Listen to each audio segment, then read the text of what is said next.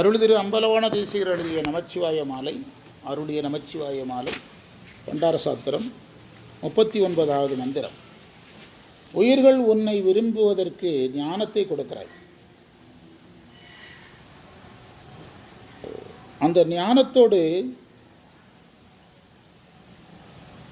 அருளை கொடுத்து உய்விக்கிறாய்.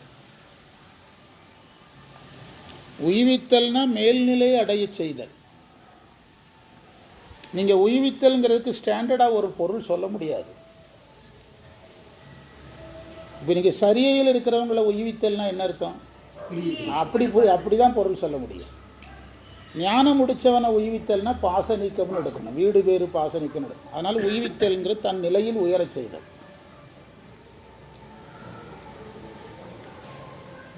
நிலையற்ற இன்ப நாட்டத்தை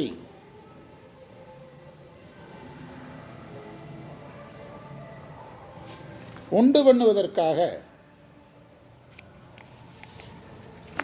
ஆடை அலிகணன்களால் அறியாமையை பெருக்குவார்கள்.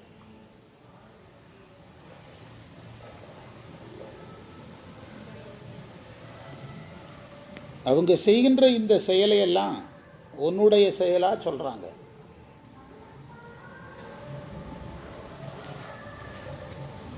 முதல்ல நீ தப்பு செய்தன்னாரு. எவ்வளோ விவரமான டீச்சிங் பாருங்கள். முதல்ல தப்பை நீயே பண்ணிவிட்டு நரகத்துக்கு அனுப்பியான்னு கேட்டுவிட்டு நீ கரெக்டாக இருக்கா, உயிர்கள் தப்பாக இருக்கிறாங்கங்கிறார். இதுதான் கற்பிக்கிற முறை. பெரியவங்களை குறை சொல்லி, முதல்ல பெரியவங்களை குறை சொல்லி அதுக்கு ஒரு சிறியவங்களை குறை சொல்கிறார். இதுதான் சரியான முறை. விளக்கம்: உயிர்கள் புலன்களை விரும்புகின்றன. அந்த உயிர்களுக்கு ஞானத்தை கொடுக்கிறார்.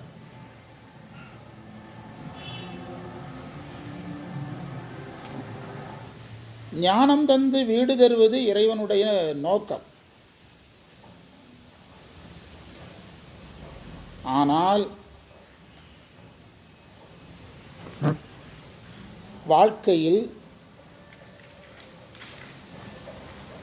ஆடை அணிகலன்களால் ஈர்க்கச் செய்து மயக்க உணர்வை கொடுக்கிறார்கள்.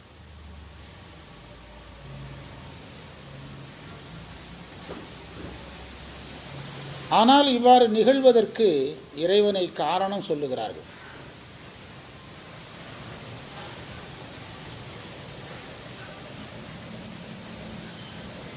இது எப்படி சரியாகும் என்பது கேள்வி. சரியான செயலாகும் என்பது கேள்வி. கீழே விடை கொடுத்திருக்கிறாரு. ஆடை அணிகலன்களால் மயக்குபவர்களையும் அவங்க குணவெளி விட்டு குணவெளி நடவார், குணவெளி நடந்து குணவெளி மாற்றுவார் போல. எந்த நூல்? உலகுடை நாயனார் களிநெடில் மந்திர எண் 8. ஒரு தடவை பிடிச்சா அப்படியே நெருப்பு மாதிரி பிடிச்சிக்கணும். பிறகு அதே மாதிரி இதிலிருந்து எடுத்திருக்கிறாங்க. இது நம்ம ஆதீனத்தில் சொல்கிறோம்ல, அந்த முத்தி பஞ்சாக்கர மாலை, அதிலிருந்தும் அதில் மேற்கோள் கொடுத்துருக்குறாங்க. எத்தனாவது மந்திரத்தில் ரிவர்ஸில் போய் பார்த்துக்கிடுங்க. அடுத்த வகுப்பில் அதை பார்த்து சொல்கிறேன். ரிவர்ஸில் போய் பார்த்துடுங்க. அந்த 8வது மந்திரம் இருக்கிற இடத்துல தான் அதுவும் இருக்குது. அந்த ஒன்றை எடுத்தால் அதை பிடிக்கணும். சும்மா ஆமாம் ஆமான்னு சொல்கிறதுனால மைண்டில் செட் ஆகாது. நான் ரொம்ப கவனமாக இருக்கிறேன். ஏன்னா இன்னொருத்தருக்கு சொல்லும்போது நம்மகிட்ட அந்த புக் என்ன செய்யாது, இருக்காது, அவங்க கையிலையும் இருக்காது. அப்போ நம்ம பிரமாணத்தில் அடிச்சோன்னா வேலை முடிஞ்சது. மறையவரும் வானவரும் வழங்கிடாம கண்டேனே கண்ட பத்து 6வது மந்திரம் போ வீட்டில் போய் பார்த்துக்க அப்படின்னு சொல்லணும். அந்த முத்திதனில் 3 முதலும் மொழியக்கேள் சுத்த அனுபவத்தை துய்த்தலன்னு 50வது மந்திரத்தை ஒட்டி இருக்கும் அப்படின்னு எனக்கு நம்பர் தெரியாது. தற்செயலாக அன்றைக்கி பார்க்க கரெக்டாக 50வது மந்திரம். அப்போ இந்த ஆடை அணிகலன்களால் கவர்பவர்களை இறைவன் குணவழி விடுறாரு.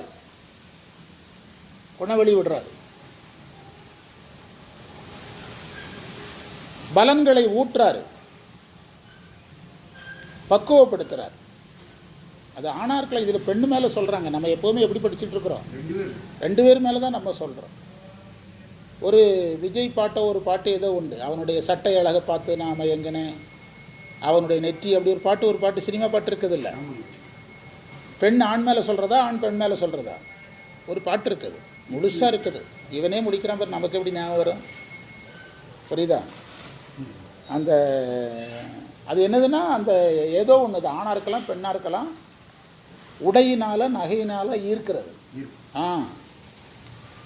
அது தவறு என்று இறைவன் உடனே சொல்கிறது இல்லை. ஏன்னா அந்த உயிர் திருந்தணும்னா அதை குணவெளி விட்டு தான் என்ன செய்ய முடியும்? திருத்த முடியும். இவ்வாறு நாம் ஆடை அணிகளோடு இருக்கணும்னு அந்த உயிர் ஆசைப்பட்டது. அதற்கு இருந்த ஆணவ மலம் காரணம். யார் காரணம் கிடையாது, இறைவனை காரணம் சொல்லக்கூடாது.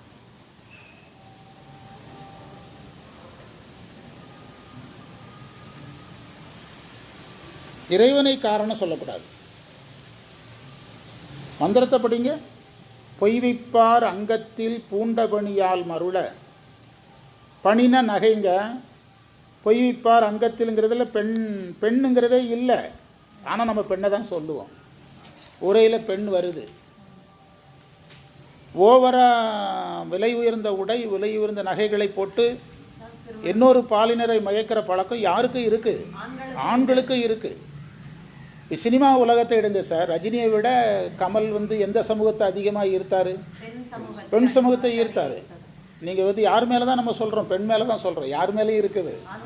ஆமாம், நீங்கள் ஒரே மேடையில் ஒருத்தர் ரஜினியும் கமலையும் ஏற்றி ஒரு நிகழ்ச்சி நடத்தினாங்க. ஒரே மேடையில் ரஜினிகிட்ட பேசுகிறதுக்கு எந்த லேடிஸும் ரெடி இல்லை. ஆனால் கமலை சுற்றி விளைச்சி கேள்வி கேட்குறாங்க. யார்கிட்ட கேட்க மாட்டேங்கிறாங்க? அப்போ பேசிக்காக கமல்கிட்ட அப்படி ஒரு இயல்பு இருக்குது. அப்போ அந்த இயல்பு ஆணுக்கும் உண்டு. அப்படி இது சொல்கிறது தான் சரி. கற்பு நிலை என்று பேச வந்தார் பாரதியார். கற்பு நிலை என்று பேச வந்தார். இரு கட்சிக்கும் அதனை பொதுவில் வைப்போம் அப்படின்னார் பாரதியார். அதாவது சொன்ன சொல் மாறக்கூடாதுன்னா அது பெண்களுக்கு மட்டும் கிடையாது, யாருக்கு சேர்த்து தான்?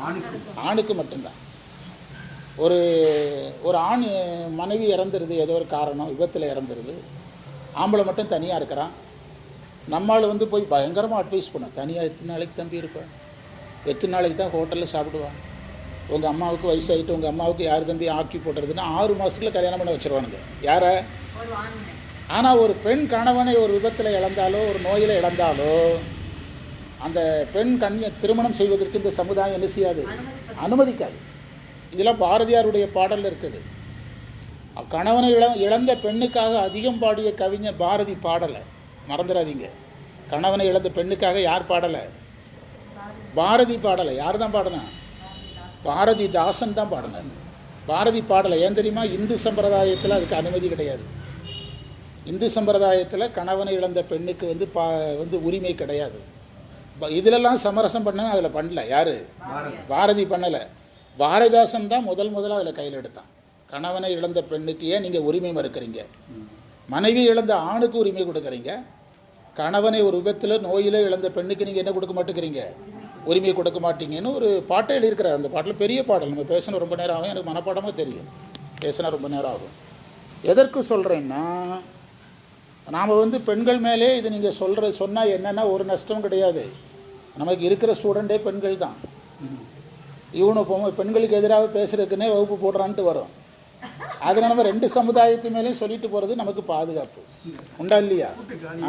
கூட்டம் காலியாயிரும். கேட்குறவரும் சன்னியாசி. பெண் சன்னியாசியாக இருந்த பிரச்சனை இல்லை, ஏற்றுக்கிடுவாங்க. பேசுகிறவரும் சன்னியாசினா பிரச்சனை இல்லை. நம்ம யாருமே சன்னியாசி கிடையாது, இல்லறத்தார். ஆனால் பாடம் எந்த பாடத்தை பண்ணிட்டு படிச்சுட்டு இருக்கிறோம்? சன்னியாசிகள் எழுதின பாடத்தை படிக்கிறோம். அதில் தான் நம்ம கொஞ்சம் கவனமாக எல்லார் மேலேயும் ஏற்றி கையாளுங்கன்னு சொல்கிறோம். அவரவர் குணவழி விட்டு பின்னர் திருத்துகிறார். அதில் பெண்ணினே இல்லை. பொய்விப்பார் அங்கத்தில் பூண்டபணி, பணின நகை மருள செய்ப்பார் நின் செயலாய் சேர்த்திடுவது எத்தாலோ. எத்தாலோன்னு எதனாலோ. மெய்விப்பாய் உன்னை விருப்ப அருளார் அமுதத்து உய்விப்பாய் ஆவடுதன்துறை நமச்சிவாயனே என்பது மந்திரம்.